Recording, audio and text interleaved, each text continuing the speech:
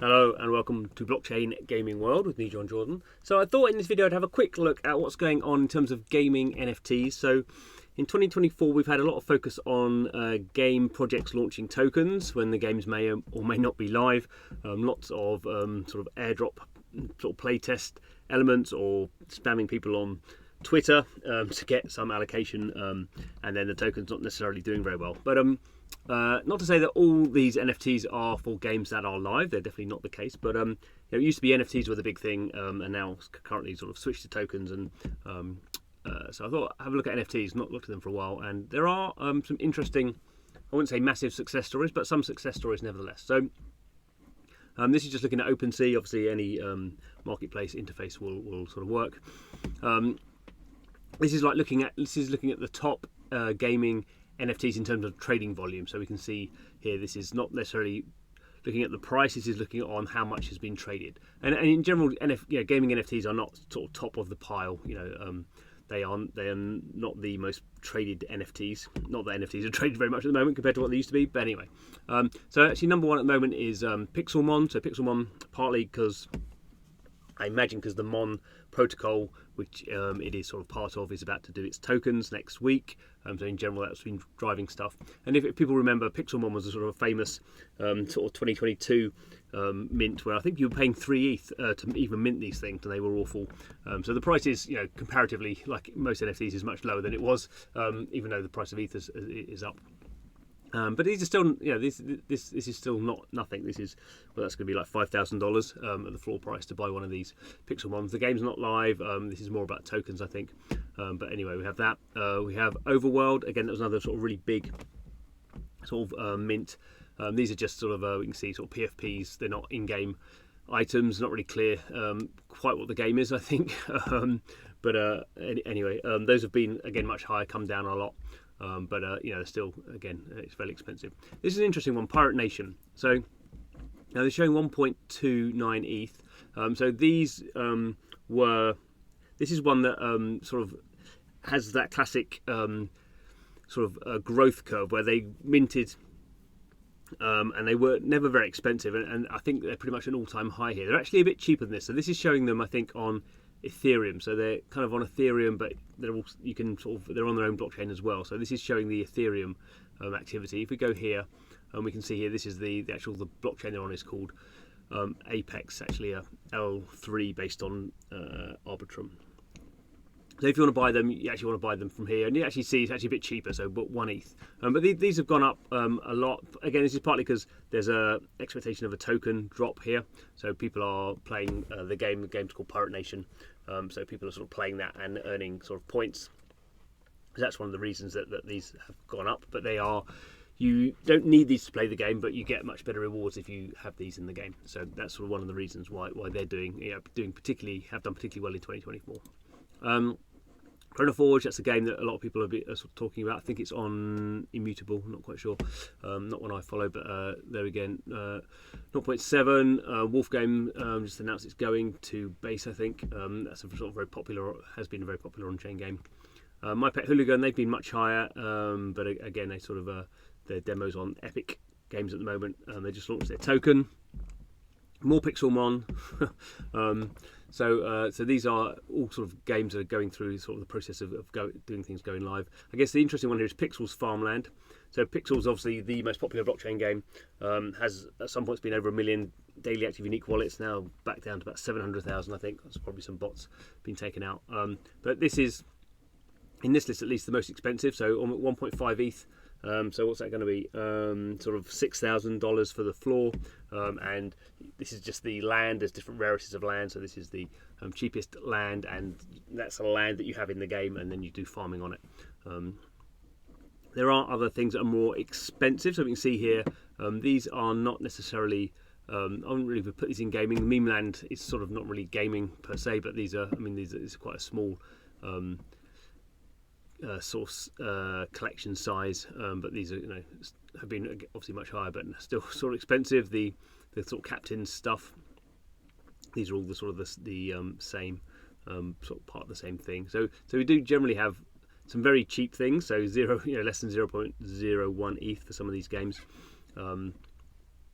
and some pretty expensive things. I would say anything at the moment for a game that's sort of 1 ETH is pretty expensive. This collection is not. There is a game in this collection, but this is being priced on a different mechanic. Again, sort of a small, relatively small collection. And what else have we got?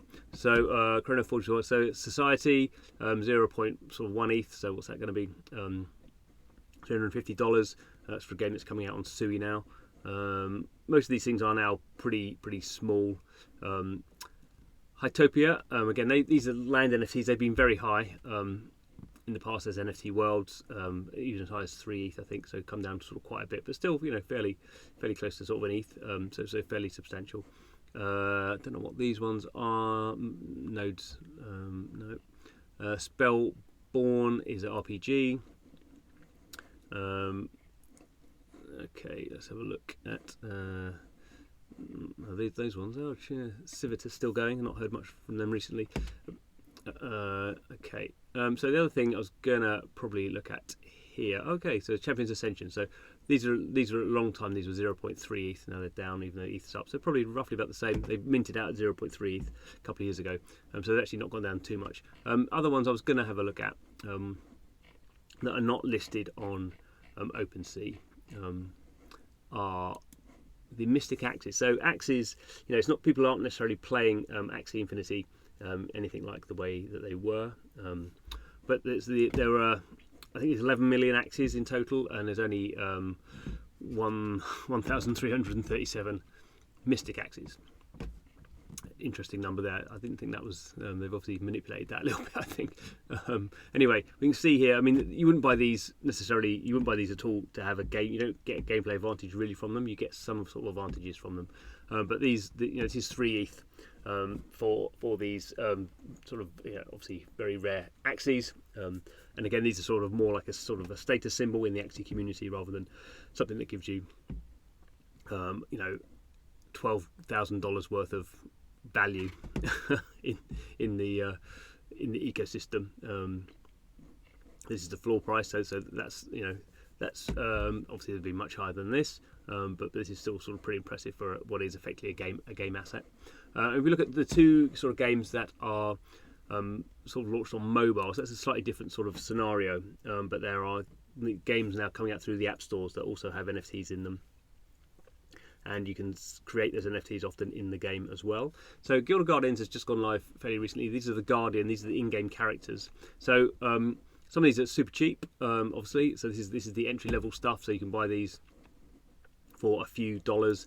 You can, as with RPGs, you can then destroy these to level up other characters. So this is a Enlightenment 1 what do they call it? Radiance 1. But some of these, let's have a look. Some of these will have Radiance 1 or 2, and that's when you've been burning the NFTs. But we can look at some of them, even in this sort of game where people are spending in-app purchases to level up their characters. The legendary ones have come down a lot in price, so it's sort of $20. But then when we start to get some of the rarer ones, we're getting up towards $100. These are some of the legacy ones. We have ones with different sort of skins on. They call them chromas. So this is sort of rarer because it looks cool.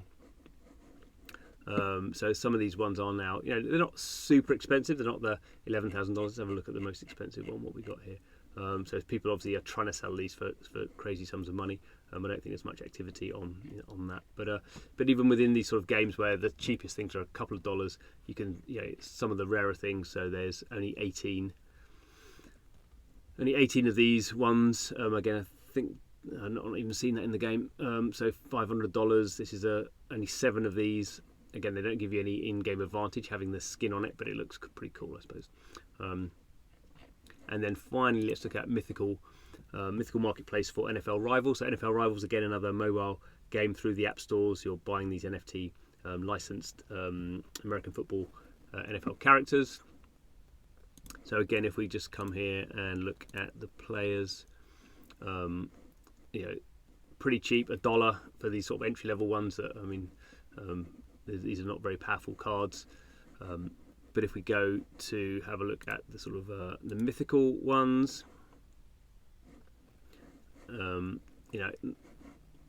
not super expensive, but suddenly getting into the hundreds of dollars for this particular character, and obviously people are sort of people are minting these in the game or getting these in the game from in-app purchases, and then we are, yeah, I mean, some of these more powered up characters. So power 185 is pretty powerful actually.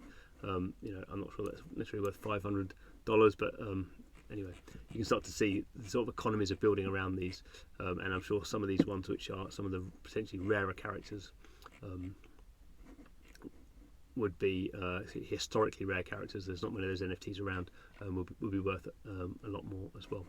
So just a sort of a sort of quick look at what's going on with some of these gaming NFTs. And the most problem for most of these is these games are not live yet, so you can't. So these assets are being priced not because of their in-game utility, but because other reasons such as tokens. There's very few games, I would say, probably the mobile games, Guild of Guardians and NFL Rivals are the games where you actually are getting somewhere close to people valuing these assets on what they can do in the game. But as ever, there's always a bit of speculation. If you have a rare card, it may not be valued on the power. It may be the fact that it's a rare character, a rare individual who's retired maybe, or in the case of Guild of Guardians, some of these rare skins that are just, there's not very many of them, and they look cool. So there's a sort of a valuing on that level.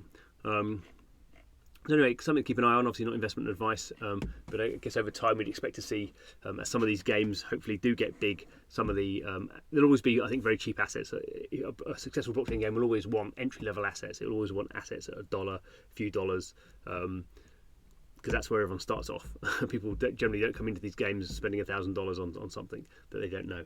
So you have the entry-level kind of stuff, but then over time, the things that are rare for probably not in-game reasons, but for sort of a more sort of speculative or aesthetic reasons may become, have a ratio of 100 compared to the entry-level items. So keep an eye on that sort of stuff. Thanks for watching the video. See you again soon.